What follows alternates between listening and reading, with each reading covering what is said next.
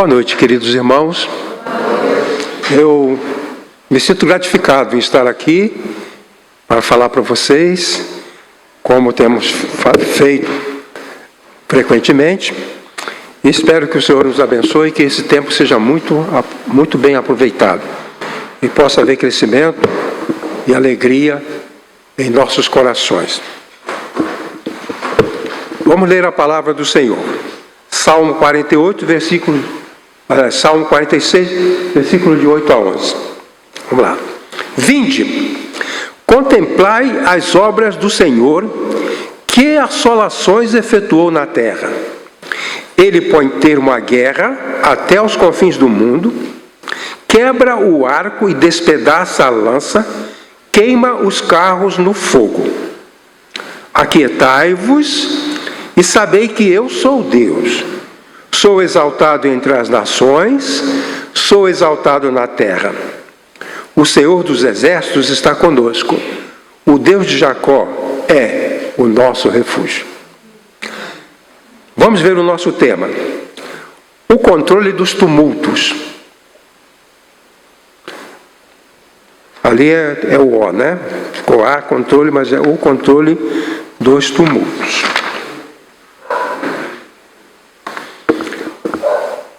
A verdade central. Bom, como sempre, tem uma ideia que é para ficar guardada. Tenho dito aos irmãos que a gente não pretende que os irmãos guardem e lembrem de todo o sermão, mas há um miolo, um núcleo, que eu chamo de verdade central.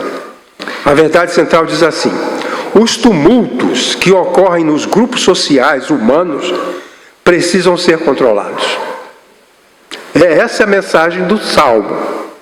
O Salmo está falando sobre isso. Que os grupos sociais estão sujeitos a enfrentar essa experiência do que nós chamamos de tumultos, e que esses tumultos precisam de controle. Ok? Vamos ver a nossa introdução. Tumultos são movimentos sociais, quer dizer, envolve gente, ruidosos, produzidos por grupos humanos revoltosos, com o fim de produzir agitação, desordens e destruição, em busca de objetivos egoístas, por motivação interior imprópria, trazendo destruição, danos, prejuízos materiais e até mortes.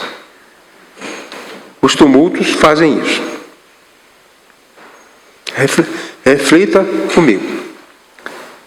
Geralmente ocorrem em certos ambientes, como bares. A polícia é chamada para um tumulto, para resolver um tumulto num bar. Festas. Em Osasco, quando eu trabalhava lá, houve uma festa de fim de ano. Várias famílias se reuniram para uma festa de fim de ano, e houve um tumulto, várias famílias. Um homem falou uma gracinha para uma mulher que tinha um namorado que não gostou, e aí surgiu uma briga. 25 pessoas foram socorridas no hospital. Tumulto em festa. Meios políticos, ambientes políticos. De tempo em tempo a gente vê que um senador deu um soco no outro, que aquele chega para lá, puxa para cá, deixa disso, e mais um soco, e assim vão em frente. Tumultos. Famílias. Boa parte das ocorrências policiais são em famílias. O vizinho chama a família. Tumulto família, os vizinhos chamam a polícia. Nós morávamos lá no Butantã, tinha uma família que morava ao nosso lado, eles tiveram que mudar do apartamento por causa disso. Os vizinhos chamaram tanta polícia que eles foram obrigados a mudar. E de vez em quando tumulto. 2 filhos adultos, o marido, aliás, 3 filhos, o marido e a mulher, e de tempo em tempo havia tumulto familiar. Tumulto familiar. E até igrejas. Lá no Rio, Uma vez houve uma discussão na igreja, empurra para lá, empurra para cá, empurra a cadeira, e tinha um sujeito com um revólver, puxou a arma dentro da igreja. Um tumulto eclesiástico. Tumulto na igreja, tumulto dentro da igreja, né? Os motivos dos tumultos são racionalizados, ou seja, falsamente percebidos ou declarados como direitos humanos, justiça e liberdade. Quando há um tumulto, a razão, o motivo, geralmente é falso. Não é verdadeiro. Nós estamos fazendo isso por causa disso, disso, disso. É injustiça, é liberdade, é fome. Mas a gente chama de racionalização, é uma desculpa esfarrapada para a gente justificar um comportamento que não tem justificativa.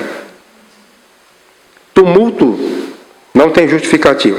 Então, as razões declaradas, nós estamos fazendo esse tumulto por causa dos direitos humanos. Ou nós fazemos isso por causa de liberdade e justiça. Pois bem, olha essa foto. Isso aí. Em cima, um tumulto em Meca. Um encontro religioso. Está vendo gente deitada de branco? Mortos. Todo mundo morto. 800 pessoas morreram em Meca, num encontro religioso. Houve um tumulto, alguém fez alguma coisa. Acho que uma mulher entrou sem véu, ou alguém não trocou o sapato, e aí há aquela empurra, aquela coisa. 800 pessoas. E a outra figura é a invasão do Capitólio. Para a posse do novo presidente, 5 pessoas morreram. Certo? Então, os colaboradores são perigosos, né? Esses colaboradores do Trump invadiram o Capitólio e houve um tumulto violentíssimo. 5 pessoas morreram. Tem gente presa, tem uma série de problemas. Bom, vou continuar. É de admirar, não é?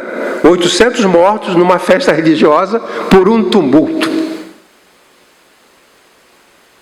Morte em família, por tumulto familiar, constante. Morreu o pai, morreu a mãe numa briga de família. Tumultos familiares. Continuando.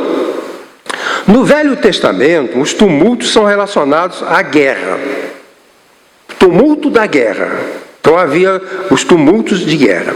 No Novo Testamento, são relacionados a movimentos destinados a causar danos aos apóstolos e atrapalhar a pregação do Evangelho. Então, o grupo de pessoas que queriam perturbar a pregação formavam tumultos. Arranjavam um grupo, começavam a gritar aqui, gritar ali, fazer uma coisa, fazer outra, criava aquela confusão para que os apóstolos fossem presos. E várias vezes houve tumultos e por causa desse tumulto acabavam os apóstolos sendo acusados e eram presos. Tumultos, quer dizer, prejudicavam os apóstolos e prejudicavam a pregação. As pessoas provocavam tumultos. Os irmãos sabem que Jesus foi crucificado. Ele seria crucificado porque estava nos planos de Deus. Mas do ponto de vista humano, os judeus fizeram um tumulto. E no tumulto a verdade não vem. Eles falam em confusão. Dr. Barclay diz que na hora de Pilatos, que Pilatos pediu a opinião do povo, que aconteceu assim, havia 2 Jesus. O Jesus Cristo e o Jesus Barrabás. Que Barrabás também era Jesus. E os judeus fizeram um tumulto para confundir. Então, ao invés de eles dizerem, solta Jesus, o Cristo, eles falaram, solta Jesus Barrabás. Então, inverteram. Que, na verdade, Pilatos queria soltar Jesus e deixar Barrabás preso. Mas o tumulto fez com que Jesus fosse preso e Barrabás, um bandido, fosse solto. Continuando.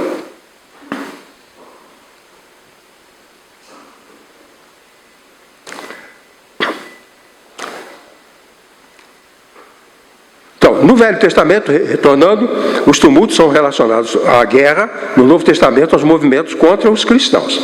Na Bíblia, presta bem atenção, nunca Deus foi visto como promotor de guerras ou de tumultos. Nenhum tumulto na Bíblia foi responsabilidade de Deus. Não era Deus que provocava os tumultos. Não era. Um cristão, um santo de Deus, uma pessoa justa e correta, jamais vai provocar distúrbios. As pessoas provocavam distúrbios, provocavam tumultos, e Deus intervinha. É claro, as pessoas provocavam tumultos e Deus intervinha. Nos tumultos, Deus sempre intervinha para acabar com o tumulto. Deus nunca interveio para provocar tumulto. Nunca ele fez isso. Então, toda vez que Deus intervém no tumulto, é para acabar com o tumulto e nunca para acender o tumulto. Pois bem, e como eu disse no Novo Testamento, era para prejudicar a obra do Evangelho. O que diz o profeta Isaías? Diz assim, falando a respeito da ação de Deus. Porque toda bota com que anda o guerreiro no tumulto da batalha, e toda veste revolvida em sangue serão queimadas, servirão de pasta ao fogo. Porque um menino nos nasceu, um filho se nos deu, o governo está sobre os seus ombros, e o seu nome será Maravilhoso, Conselheiro, Pai da Eternidade, Príncipe da Paz. Isaías está falando da vinda do Cristo para acabar com os tumultos. Quer dizer, é como quando nós presenciamos tumultos, é como se Jesus não tivesse vindo ainda. Porque o profeta Isaías fala, queimará os carros no fogo, quebrará as lanças e tal, porque o Cristo já veio. Então, a vinda do Cristo seria um recurso de Deus para acabar com os tumultos, para acabar com as guerras, para acabar com as destruições, para acabar com as violências. Então, a conduta de tumulto é uma conduta contrária ao plano que Deus estabeleceu por meio de Jesus. Pois bem, vamos ver de que depende o controle dos tumultos. Tá? Vamos lá. Primeiro,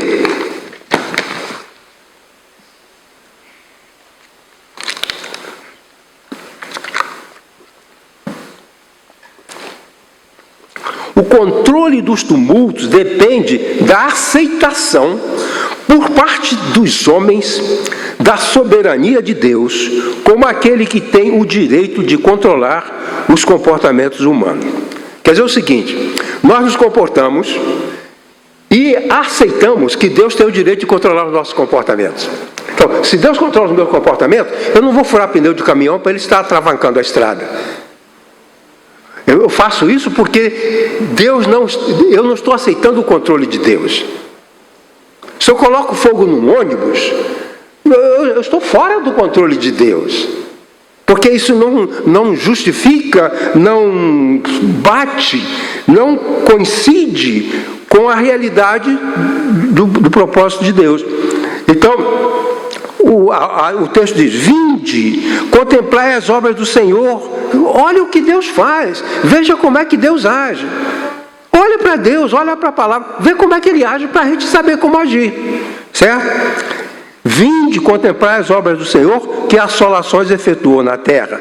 Ele põe termo à guerra até os confins do mundo. Quebra o arco, despedaça a lança, queima os carros no fogo. Espadas, né, as armas, as lanças e os carros de guerra, tudo isso Deus destrói. Quer dizer, não faz parte do plano de Deus o uso de instrumentos de guerra e de tumulto. Não faz parte. Sempre que há tumulto, é um problema do ser humano. E esse tumulto ocorre porque o ser humano é rebelde à soberania de Deus. Por quê? O Senhor diz, contemple, olha para mim, veja como eu atuo, veja como eu me comporto, olha para Deus, vê como é que Deus age, para a gente agir igual. Deus não promove tumulto. Deus não promove tumulto. Então nós vamos olhar para Deus e ver que Deus, Ele acaba com os tumultos e nós vamos seguir os trilhos, os passos dele. Nós vamos seguir os passos dele. A Assolações são atos de Deus para impedir comportamentos humanos destrutivos. Deus, quando Isaías diz, o salmista diz, Deus efetua assolações na terra, quer dizer, Deus intervém para corrigir as violências, as destruições e os tumultos. Em todos os níveis. Então aí. Prosseguindo. Deus deseja controlar todas as formas de tumultos em todos os lugares. O texto diz assim, põe ter uma guerra até os confins do mundo. Quer dizer, onde houver um tumulto, Deus quer coibir. Deus quer coibir. Se há um tumulto familiar, Deus quer acabar com aquele tumulto. Se há um tumulto nacional, Deus quer acabar com esse tumulto. Se há um tumulto numa rua, numa escola, onde quer que haja tumulto, o que Deus quer é que aquele tumulto acabe. Ele não quer perpetuar tumultos.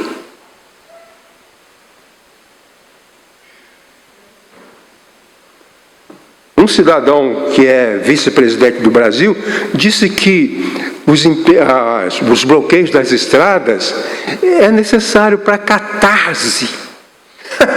É um idiota. Me desculpem. Catarse o quê? Você vai fazer catarse prejudicando as pessoas? Gente morrendo? Não tem nada de catarse. Isso é uma desculpa esfarrapada para fazer aquilo que Deus não aprova. Certo? Então, aqui se diz que Deus quer controlar todas as formas de tumultos em todos os lugares. Põe ter uma guerra até os confins do mundo. Onde quer que haja tumulto, Deus quer que ele acabe. Ah, não, mas isso aqui na praça pode, tumulto isso aqui é em casa. Não. Em lugar nenhum, Deus permite e ele concorda com tumultos, guerras e violência. Não concorda. É o que o salmista diz. As intervenções de Deus nos tumultos eram intervenções para acabar com os tumultos e nunca para estimular os tumultos. Deus não é um Deus tumultuador. Deus é o Deus da paz, o Deus do amor, o Deus da bondade, o Deus da tolerância, o Deus da compreensão. Às vezes nós achamos que temos o direito de tumultuar nossas casas. Muitas famílias sofrem porque os filhos são tumultuadores. Eles tumultuam a família. Tiram o equilíbrio do pai, tiram a tranquilidade da mãe, aumenta a doença da avó, porque há pessoas jovens e idosas. Às vezes é o pai bêbado que tumultua a família. Na escola, alunos tumultuam a escola, machucam. Outro dia, a professora morta. Irmãos, Deus não pode aprovar tumulto. Porque crianças fazem tumulto e matam a professora.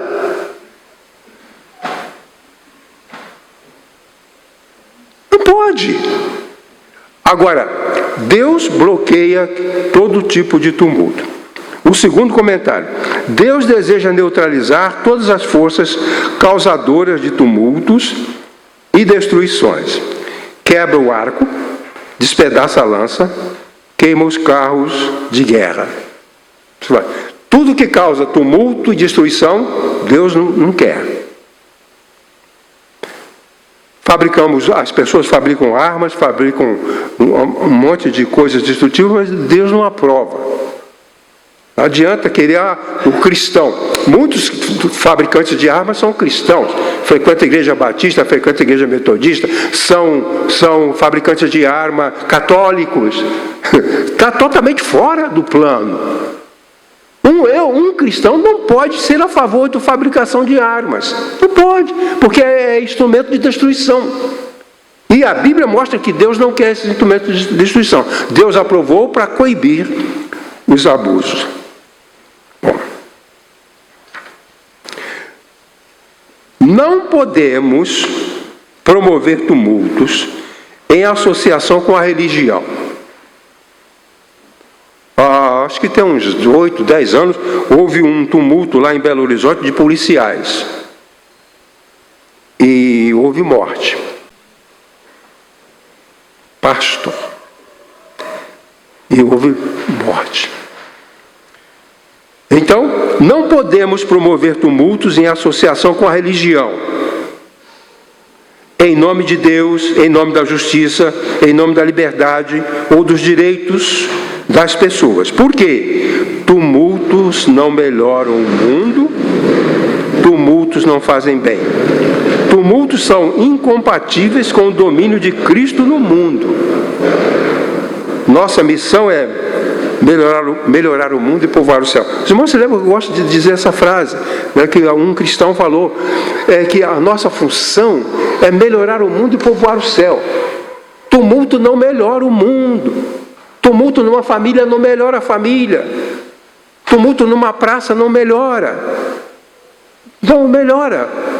E a nossa função não é piorar o mundo. Acho que hoje em dia muitos cristãos estão piorando o mundo com o seu comportamento.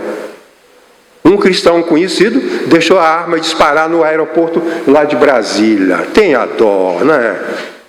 Um cristão que de arma, carregando arma, e nem sabe segurar a arma, deixa a arma disparar. Então, essas coisas são abomináveis, não batem.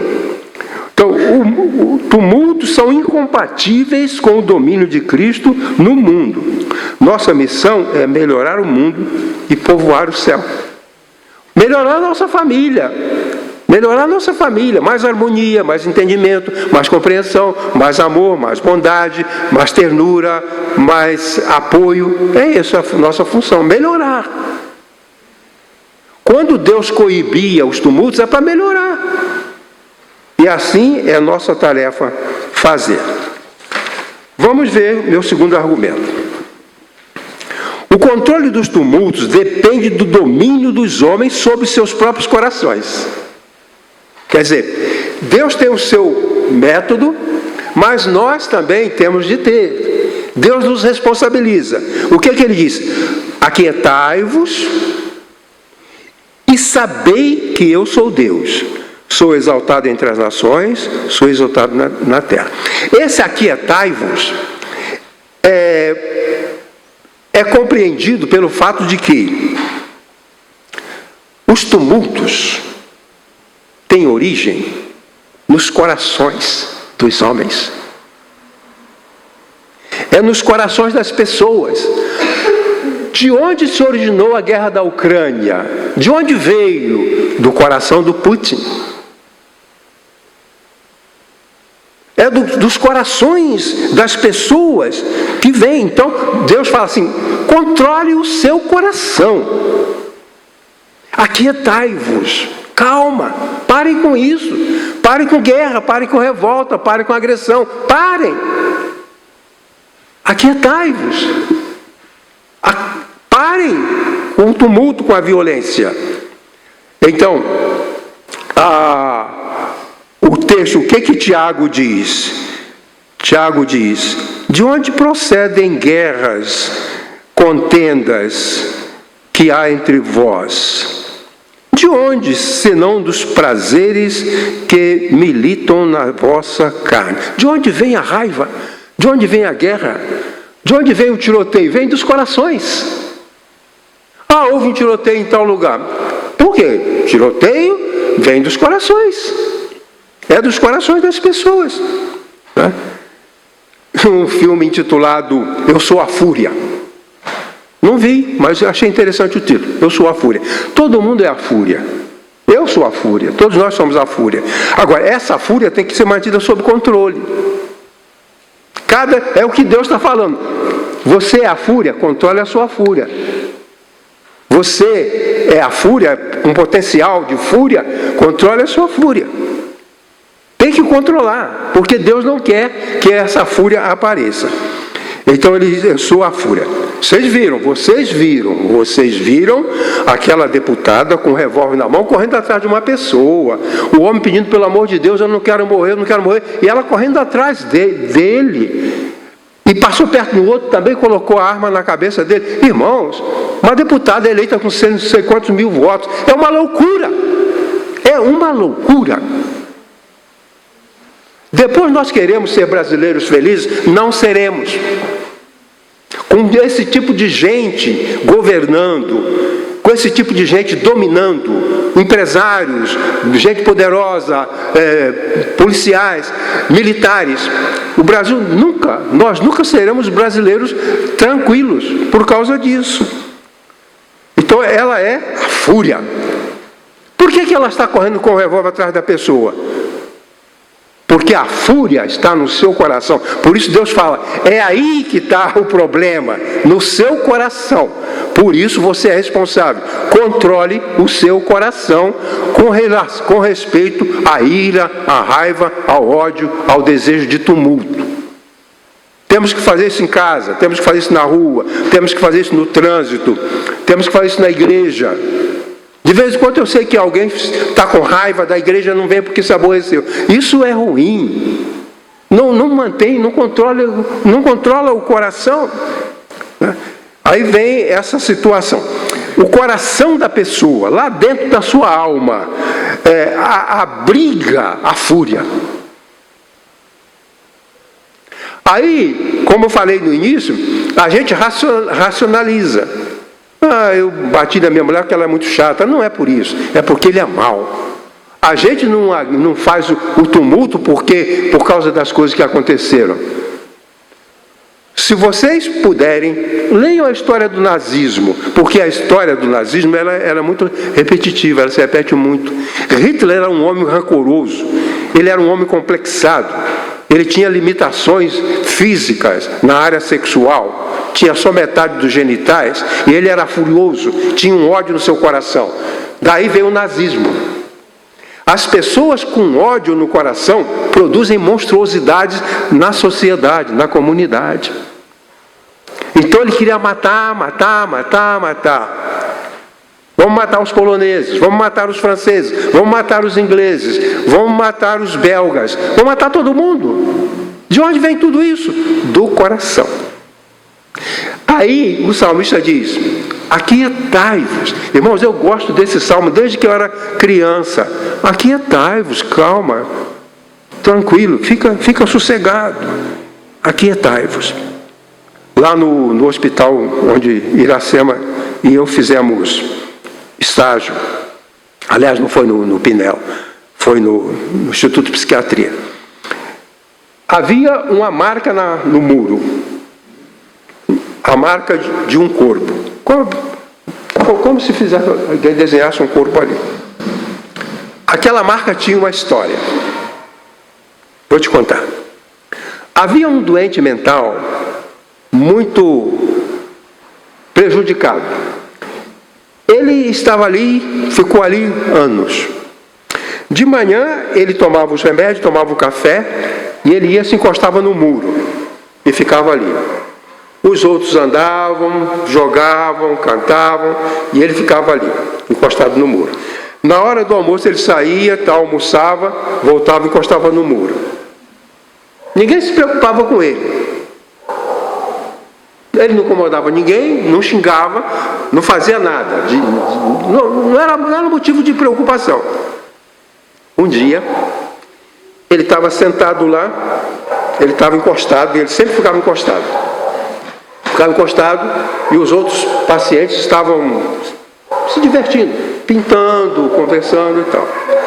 Aí ele saiu de lá, pegou um tijolo que estava lá por acaso, e foi lá, tinha um rapaz sentado, ele esmagou a cabeça daquele rapaz. A fúria estava lá dentro dele. Parecia tão bondoso, parecia tão inocente, parecia tão incapaz de fazer o mal. Simplesmente ele foi lá e esmagou a cabeça daquela pessoa. A fúria está no coração. A gente diz, roubou o celular e deu um tiro, porque na casa dele não tinha feijão na geladeira. Isso não é isso, está no coração, irmãos. Então o que Deus faz? Deus diz assim, exerça controle sobre o seu coração, para que você não seja levado a praticar o tumulto. Aquietai-vos. Aquietai-vos. Então, o controle dos tumultos em nossos corações depende de submissão a Deus como Senhor soberano. Então, Deus falou através do salmista, aquietai-vos e sabei, eu sou acima. Eu sou acima, eu sou exaltado. A essência da relação com Deus é que o Senhor está acima e nós humildemente abaixo. Por isso nós não queremos extrapolar. Achar que eu posso fazer isso, fazer aquilo, fazer aquilo outro, isso é extrapolar a minha função. Eu sou humano, sou fraco, sou pequeno. Quem é soberano é Deus. É Ele que reina. Então o Senhor diz, façam isso, controle seu coração e lembrem, exaltado é Deus. Então a submissão deve ser praticada em todas as esferas da existência, entre as nações e na terra, pessoas, estruturas sociais. A submissão a Deus e o controle de Deus. Vamos prosseguir. Em terceiro lugar, o controle dos tumultos depende do aproveitamento do potencial humano para a paz. Aqui é interessante. O Senhor diz assim, aquietai-vos. Esse aquietai-vos é uma sugestão, é uma orientação. Ora, se Deus dá essa sugestão, é porque nós somos capazes de praticar. Se fosse impossível, Deus não ia mandar a gente fazer. A gente não dá para o filho uma ordem que uma criança não pode praticar. Quando Deus fala aquietai-vos, é porque Ele sabe que nós podemos controlar o nosso coração. Ele sabe que a gente pode fazer isso. A gente costuma dizer, não, eu sou assim mesmo, eu sou explosivo mesmo, eu sou assim mesmo, eu sou transparente mesmo, e vamos dizendo tudo isso aí, e não é isso. É possível mudar. Os lares tumultuados podem sair dessa situação de tumulto. É possível. Então aqui está o que é o ensino que Deus propõe para nós. Então, Ele disse que nós precisamos aproveitar o nosso potencial para a paz. Precisar para a paz. O livro Graça, Maravilhosa Graça, fala de um moço que vivia em tumulto com os pais. Ele vivia em tumulto com os pais e brigando muito e muita confusão, ele foi embora de casa. Ele brigou, os pais não suportavam, ele também não suportava, ele foi embora de casa. Mas lá, sem emprego, sem casa, sem apoio, começou a ter problema, ficou doente, passou fome. Aí ele resolveu voltar para casa. Será que ele tem potencial para dirimir o tumulto? Será que ele tem condições de reverter aquilo que o tumulto causou? Então ele estava com medo de os pais não aceitarem mais, porque alguns pais não aceitam mais. Dependendo do comportamento do filho, ele é colocado para fora e nunca mais entra ali. E ele pensava que isso podia acontecer. Daí ele escreveu uma carta para os pais. Falou do seu problema, falou da sua dificuldade. E o trem passava em frente à casa dos pais dele, onde havia uma árvore grande. E ele escreveu uma carta dizendo o seguinte: se vocês me aceitarem, coloque um pano branco na árvore, porque eu vou passar olhando de trem. Se tiver um pano branco na árvore, eu sei que vocês me aceitam. Então eu salto na estação e volto. Aí ele pegou o trem. Quando ele foi passando em frente à casa dele, ele olhou, a árvore estava cheia de panos brancos, toda branquinha. A possibilidade. Então, Deus pede que a gente evite as destruições, porque nós podemos. Nós não devemos dizer, eu sou assim mesmo, de modo nenhum, não é assim mesmo. Nós temos um coração que tem um potencial. E o Senhor diz, aquietai-vos, é possível. É possível. E então, ele foi para casa, se reconciliou com a sua família.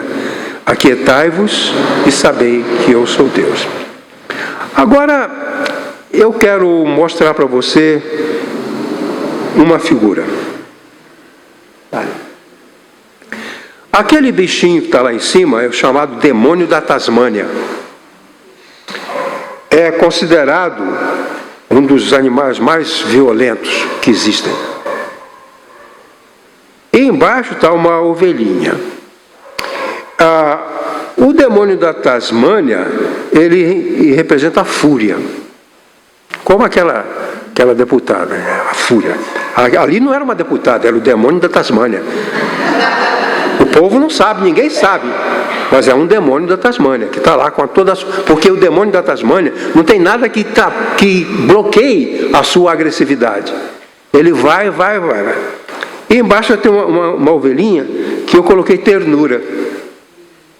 Ternura. Quem sou eu? O demônio da Tasmânia ou a ovelhinha da ternura? O que você acha? Não de mim, de você.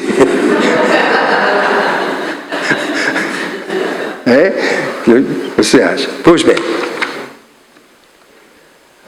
O que Deus quer é que a gente passe uma corrente no pescoço do demônio, do diabo da Tasmânia, e amarre ele num tronco. Fica lá, eu fico com a ovelhinha. É isso que a gente tem que fazer. Porque o demônio da Tasmânia, ele está na gente. Mas a gente pode dar um jeito nele, se quiser. O fato é que muita gente gosta de ser agressiva, tem gente que gosta de ser violenta, tem gente que gosta de ser malcriada, tem gente que gosta de falar palavrão, elas gostam. Agora, se eu não gosto, eu vou enjaular. Matar eu não posso, porque se eu matá-lo eu morro também, então eu não posso matar o demônio da Tasmânia, não poderia fazer isso, mas eu posso enjaulá-lo. Aquietai-vos, ele fica quieto. E as pessoas vão olhar para mim e eu vou poder me comunicar com as pessoas com base na ternura, com base no respeito, com base na bondade, com base na solicitude. É assim que eu vou me relacionar. Bom, já pensou se todas as famílias aprisionassem numa jaula o demônio da Tasmânia familiar e deixasse só a ovelhinha? Já pensou? O demônio prisioneiro, a ovelhinha com a gente. Jeremias, ele foi muito perseguido. Várias vezes, ele foi espancado, foi jogado no poço, foi acorrentado, fizeram tudo quanto era maldade com ele. Caluniado, que é um dos piores problemas. E ele fala com Deus. Ele fala com Deus. Senhor, eu sou como um cordeiro mansinho. Por que fazem isso comigo? Não é? E Deus falou, o seu plano é esse, o seu projeto é esse, o meu propósito é esse. É assim mesmo. É assim mesmo. Fica calmo. Então, nós poderemos ser, não vou dizer todo dia, toda hora, a cada instante, né, no período pré-menstrual, não pode. Mas é preciso se esforçar. É preciso se esforçar. E o Senhor diz que devemos nos aquietar e nos acalmar e aprisionar. Eu, pensando no passado e também no presente, muitas vezes eu era esse demônio, ainda sou. Tá bom? Dá uma controladinha nele. Agora, para fazer isso, é preciso que a gente esteja atento, porque quando a gente tem que acordar de manhã e fazer um propósito. Senhor, hoje eu não quero o diabo da Tasmânia me dominando. Eu não quero tratar a minha esposa de forma grosseira, não quero tratar o vizinho. Eu quero que alguém veja em mim o Cordeiro manso. A figura de Jesus, a imagem de Jesus. Tem que fazer isso. Irmãos, o que Deus pede de nós não é pouca coisa, não. É um grande desafio ser um cristão e submeter-se a Deus. É um grande desafio. Pois bem, antes de ler a conclusão, queria sugerir aos irmãos, se você achar por bem, compartilhe alguma coisa com alguém do que você ouviu aqui. Eu sempre lamento, uma vez perguntaram na igreja, era aniversário do pastor, e fizeram várias perguntas para eles. E pediram a ele para dizer coisas que entristecem, coisas que alegram. E quando perguntaram, pastor, diga uma coisa que entristece. Ele diz, a falta dos crentes no sermão. Isso entristece. Entristece. Porque se o irmão não está aqui, como dizia, pode estar doente. Pode estar sem dinheiro para o ônibus. Pode estar ocupado cuidando de uma pessoa. Mas simplesmente pode ser descuidado. Aí é importante que a gente compartilhe. O sermão fica sempre no YouTube, certo, Irene? Sempre no YouTube. Você pode convidar uma pessoa, eu quero compartilhar com você, vamos ver, assistir o sermão junto e eu vou discutir um pouco com você. Com certeza vai ser importante. Com certeza vai ser precioso. O apóstolo Paulo diz que responsável pela pregação não é o pastor. Sabiam disso? Ou sabiam? Responsável pela pregação não é o pastor, é a igreja. O pastor representa a igreja. Eu estou aqui fazendo por vocês, para que vocês não tenham que vir aqui fazer. Entendem? Mas essa é tarefa da igreja. É a igreja que tem que pregar. Sabiam disso? Eu já falei isso várias vezes aqui. Então, você pode ajudar a pregação, porque você é da igreja e você tem possibilidade de compartilhar. O apóstolo Paulo fala assim, quando uma pessoa prega, as outras devem prestar atenção. Por quê? Você presta atenção para aprender e compartilhar, e também para chamar a atenção se falou alguma besteira. Nunca ninguém vê, pastor, o senhor falou bobagem, mas é provável que tenha falado, mas você nunca me falou. Eu acho que tem um pouco de... Fica de olho. Se eu não falo bobagem, coisa absurda, tudo bem, mas quem sabe? Então, a responsabilidade da pregação não é do pastor. A pregação não é minha. Antigamente diziam assim, algumas interpretações. O púlpito é propriedade do pastor. Certo? Então, aqui não vem criança, aqui não vem mulher, aqui só vem o pastor. O púlpito não é do pastor. A responsabilidade da igreja de manter a pregação. Bem, então eu queria sugerir aos irmãos, não somente hoje, mas de tempo em tempo, mostra essa figura aí do demônio da Tasmânia, conversa um pouco sobre isso lá. Se a pessoa não vê a igreja, seu parente, familiar não veio, mostra para ele, conversa com ele. Você estará fazendo a tarefa, o trabalho seu da igreja. Como membro da igreja, você de propagar a pregação da igreja. Eu não prego a minha pregação, eu prego a pregação da igreja, conforme eu acredito que a Bíblia ensina e como vocês entendem. Porque se vocês não entenderem ou não concordarem, vocês têm a obrigação de falar. Porque, como eu estou dizendo, a pregação não é do pastor, é da igreja. A igreja é coluna e firmeza da verdade. Não é o pastor que é coluna e firmeza da verdade, é a igreja. Paulo nunca disse, você é o pastor, é coluna e firmeza da verdade. Paulo nunca falou isso. Diz, a igreja é coluna e firmeza da verdade. Eu estou aqui como parte da igreja, fazendo uma parte do trabalho da igreja. Então o crente deve estar presente, porque a pregação é sua também, não é só minha, é nossa. Pois bem, quero então descansar vocês. Para descansar vocês, vou dizer o seguinte.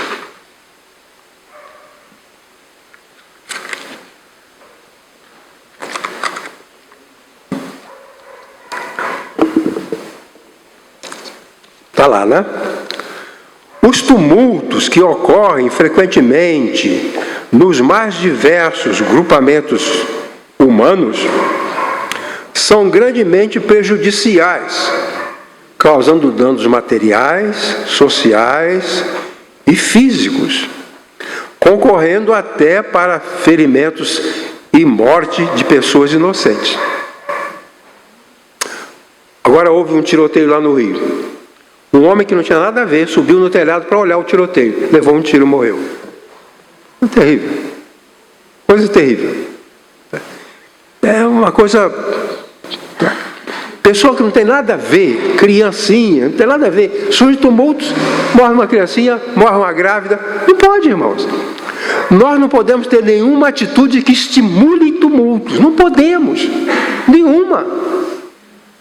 Porque alguém sofre, alguém morre. Pois bem, continuando. Os tumultos não são da vontade de Deus. Ninguém vem me dizer que tem um tumulto que Deus ordenou. Não tem. Não tem.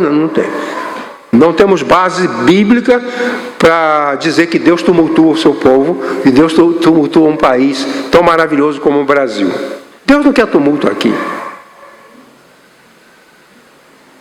Os tumultos devem ser controlados, a depender de ações históricas, divinas, o Deus age na história, de ações dos seres humanos sobre seus próprios corações. Você lembra daquela história dos garotos que eles estavam num convento, no mosteiro, eles estavam lá, cresceram lá, foram pequenos, eles cresceram. Agora eles têm 12 anos. E o chefe dele falou, vocês vão à feira. Eles nunca tinham saído dali do mosteiro. Vocês vão à feira. E eles foram à feira e voltaram apavorados. Mestre, olha, nós vimos na feira roubo. Nós vimos violência, nós vimos imoralidade. Mestre, como é que vamos combater o mal no mundo? E o mestre disse, não podemos combater o mal no mundo. Temos que combater o mal em nossos corações. É aqui que está a chave. É aqui que tem que ser combatido. E é o que diz o salmista. Pois bem, então os tumultos devem ser controlados a depender de ações históricas, divinas, de ações dos seres humanos sobre seus próprios corações revoltosos e do potencial humano para a ordem e para a paz. Nós temos um grande potencial para viver em paz com o nosso irmão. Potencial para viver bem com a esposa, temos esse potencial. Potencial para viver bem com os filhos, temos esse potencial. Potencial para viver bem com o chefe no trabalho, temos esse potencial. Não é, irmão Alexandre? Nós temos esse potencial. E Deus espera que a gente use esse potencial. O que Jesus falou? Chamou os discípulos, estava perto da morte, de ser preso e morto, e disse, deixo-vos a paz, a minha paz vos dou. É como se Jesus deixasse a herança, cada um pegou uma caixinha com uma joia preciosa, a paz, leva para casa, guarda, você tem a paz. Isto é maravilhoso. Que Deus reine em nossos corações, controlando as tendências para os tumultos. Amém.